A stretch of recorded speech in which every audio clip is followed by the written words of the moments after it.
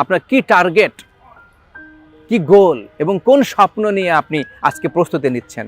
আপনার যদি স্বপ্নটাই যদি আপনাকে ভয় না দেখায়, সেটা কোনো স্বপ্নই না।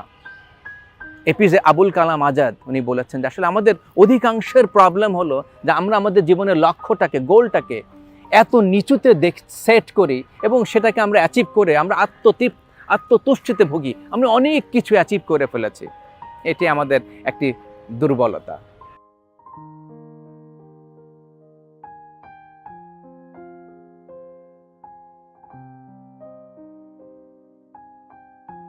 আমাদের সবার সাথে সিস্টেম আছে, এই সিস্টেমটাকে ব্যবহার, সিস্টেম মানে আমি বলছি যে আমার সাথে আমার ব্রেইন আছে, আমার সাথে আমার মাইন্ড আছে, আমার সাথে আমার দেহ আছে, অর্থাৎ ফিজিক্যাল অ্যাবিলিটি আছে, আমাদের মেন্টাল অ্যাবিলিটি আছে। কিন্তু আমরা সবাই কি এটাকে ব্যবহার করতে পারি রাইট তরিকায়, সঠিক তরিকায়? না, পারি না। না পারার কারণেই আমরা আসলে জীবনে নতুন কিছু তৈরি করতে পারছি না।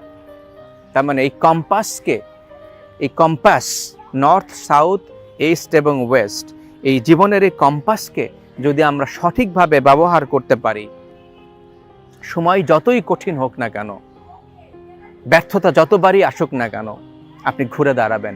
থমাস আলভা এডিসন, যিনি লাইট অর্থাৎ বাল্ব তৈরি করেছেন, উনি 1000 বার ফেল করেছেন।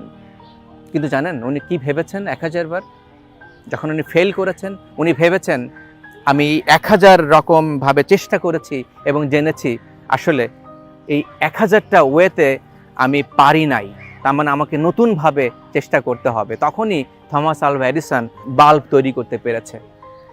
রাইট ব্রাদার্স আমরা সবাই জানি, উইলভার রাইট এবং অরভিল রাইট, যারা বিমান আবিষ্কার করেছে। আপনি কি জানেন তারা কি ছিল? তারা বাইসাইকেল মেকানিক ছিল। এবং বাইসাইকেল মেকানিক থেকে তাদের ভিতরে নতুন ড্রিম, নতুন স্বপ্ন আসলো, চিন্তার সূচনা হলো যে না, আমরা আকাশে উঠতে চাই, নতুন কিছু করতে চাই।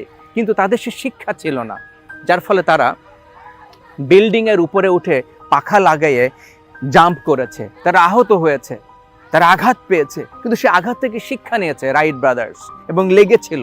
যেই কারণে রাইট ব্রাদার্স একটি সময়ে গিয়ে তারা বিমান অর্থাৎ কিভাবে করলে হবে, কিভাবে করলে আকাশে উঠতে পারবো, পাখির মতো উঠতে পারবো, সেটা তারা ইভেনচুয়ালি করতে পেরেছে।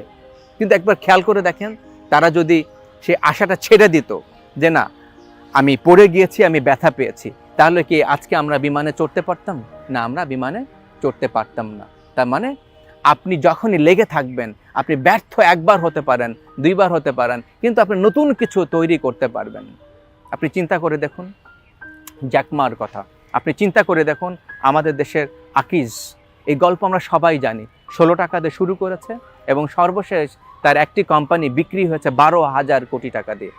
আকিজ সাহেব যখন 16 টাকা শুরু করেছিলেন, ওনার শুরুটা কেমন ছিল? উনি বাদাম বিক্রি করেছেন, উনি আপেল বিক্রি করেছেন স্টেশনে, কলকাতাতে, ঢাকাতে, এবং সেখান থেকে আজকে একটা বিশাল এম্পায়ার তৈরি করেছেন। তার মানে উনি থেমে থাকেন নাই, উনি নতুন করে চেষ্টা করেছেন, নতুন জিনিস উনি ট্রাই করেছেন।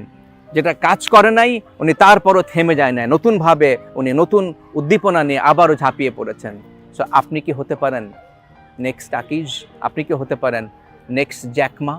এর সম্পূর্ণ নির্ভর করছে আপনার কম্পাস অর্থাৎ আপনার জীবনের নর্থ, আপনার কি টার্গেট, কি গোল এবং কোন স্বপ্ন নিয়ে আপনি আজকে প্রস্তুতি নিচ্ছেন। আপনার যদি স্বপ্নটাই যদি আপনাকে ভয় না দেখায়, সেটা কোনো স্বপ্নই না।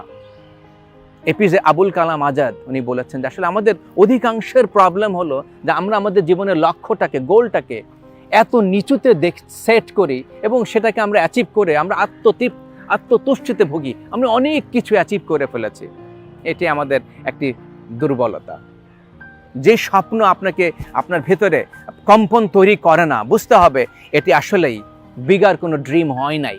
অর্থাৎ আপনার ভেতরটা কেঁপে উঠতে হবে, আমি কি পারবো, এটা কি আমার দ্বারা সম্ভব?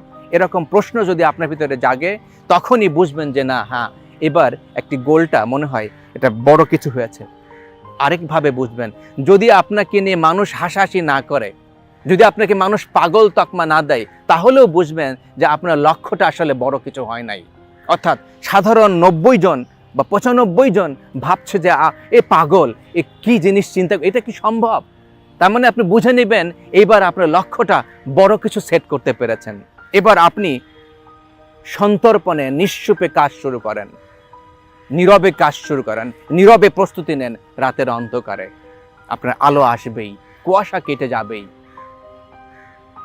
কিন্তু কুয়াশা যখন কেটে যাবে, রাত কেটে যখন দিন আসবে, যখন সূর্য উঠবে, মানুষ আপনাকে দেখতে পাবে, মানুষ তখন সবাই আপনাকে নিয়ে সেলিব্রেট করবে। কিন্তু আপনি যদি সেই গল্প তৈরি করতে না পারেন, সে পাগল না সাজার জন্য প্রস্তুতি না নেন, তাহলে আপনাকে নিয়ে কেউ সেলিব্রেট করবে না। তার মানে আপনার পাশে কেউ থাকবে না, ব্যর্থ মানুষকে কেউ দেখতে পারে না, আপনার পাশে পরিবার থাকবে না, আপনার পাশে সমাজ থাকবে না। তার মানে আপনাকে নীরবে কাজ করে সফলতার গল্প তৈরি করতে হবে, সূর্য উদয়ের মতো। আর আপনি যদি ভাবেন আমার দ্বারা হবে না, আমি পারবো না, আমার সে যোগ্যতা নেই, আমি দেখতে সুন্দর না, আমার সে পড়াশোনার, আমার সে সার্টিফিকেশন নাই, যেটা নাই তো নাই, যেটা আপনি অতীতে করেন নাই, দ্যাটস ওকে। আজকে থেকে শুরু করুন, এখন থেকে শুরু করুন, যে না, আপনি বিগার কোনো ডেস্টিনেশনের জন্য, ওই যে মানুষের কাছে পাগল, অর্থাৎ মানুষ ভাববে you are crazy. So start from today with a hope and believe.